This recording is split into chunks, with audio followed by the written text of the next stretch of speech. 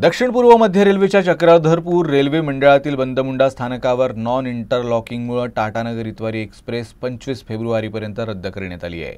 यासोबतच या मार्गावर धावणाऱ्या इतर रेल्वे गाड्यांचाही वेळ बदलण्यात आला आहे। 12 फेब्रुवारीपासून 13 दिवसांसाठी बंदमुंडा स्टेशनवर नॉन इंटरलॉकिंगचं काम सुरू आहे, ज्यामुळे रेल्वे गाड्यांच्या वाहतुकीवर परिणाम होणार आहे। 15 फेब्रुवारी ते 25 फेब्रुवारी दरम्यान 18109 टाटानगर इतवारी एक्सप्रेस आणि 18110 इतवारी टाटानगर एक्सप्रेस बंद राहतील। याशिवाय इतर अनेक रेल्वे गाड्यांवरही परिणाम होणार आहे। 17 फेब्रुवारी रोजी पुणे शालिमार एक्सप्रेस 2 तास उशिरानं आणि नांदेड संत्रागाछी एक्सप्रेस 1.5 तास उशिरानं धावेल।